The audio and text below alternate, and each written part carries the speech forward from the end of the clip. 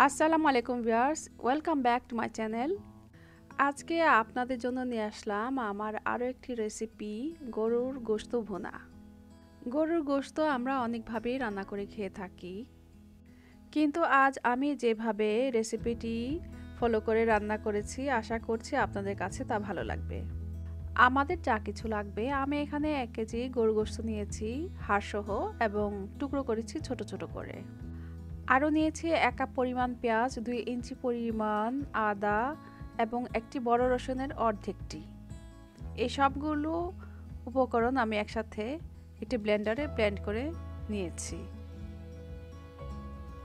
আর এখন আমি একটি স্পেশাল গরম মশলা তৈরি করব। এখানে আমি নিয়েছি ছোট ছোট 4 টুকরো দারচিনি, 6-7টা এলাচি, 10-15টা গোলমরিচ,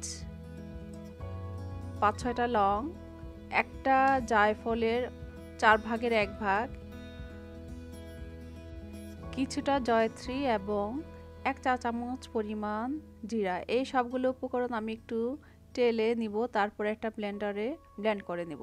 এখন এই গোশতের সাথে ব্লেন্ড করা মশলার সাথে আরও দিব 1 চা চামচ পরিমাণ হলুদ গুঁড়া, 2 চা চামচ পরিমাণ মরিচ গুঁড়া, 2 চা চামচ পরিমাণ জিরার গুঁড়া, ব্লেন্ড করা স্পেশাল গরম মশলা, একটি তেজপাতা, আরও দিয়ে দেব আধা কাপ পরিমাণ তেল।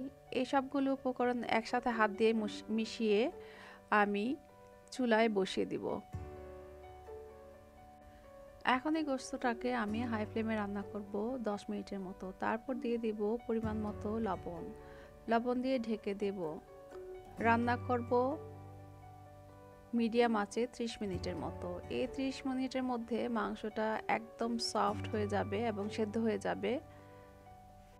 এবার গোশতটা একটু নেড়েচেড়ে আর একটু কষিয়ে নেব এবং দিয়ে দিব আধা কাপ পরিমাণ পানি।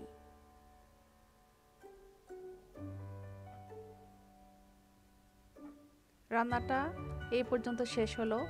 এবার অন্য একটি কড়াইতে আমি দিয়ে দিব আধা কাপ পরিমাণ রান্নার তেল এবং আধা কাপ পরিমাণ পেঁয়াজ কাটা, তাতে আরও দিয়ে দিব একটি তেজপাতা।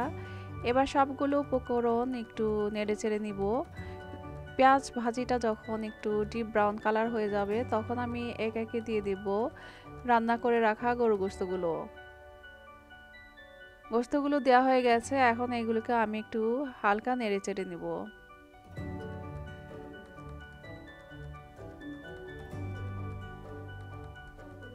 এখন আমি দিয়ে দিব 1 চা চামচ পরিমাণ চিনি।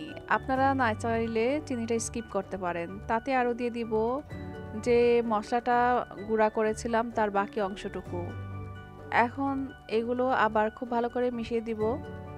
মিশিয়ে একটি ঢাকনা দিয়ে ঢেকে দিব এবং জালটা একদম লো ফ্লেমে রেখে আরও রান্না করব 5 মিনিটের মতো।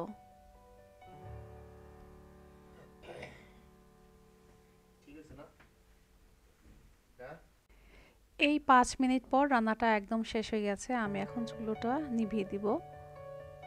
এই সাপটা রান্না আমি শুরু থেকে শেষ পর্যন্ত high to medium flame, medium to একদম লো ফ্লেমে রান্না করেছি। আমার রান্নাটা শেষ হয়ে গেছে। এখন আমি একটি ডিশে সার্ভ করে দেখাবো।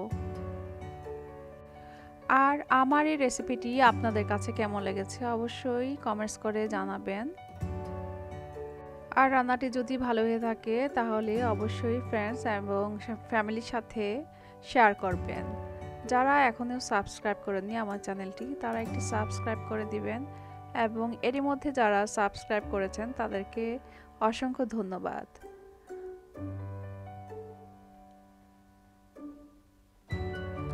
আজকের মতো এখানে শেষ করলাম।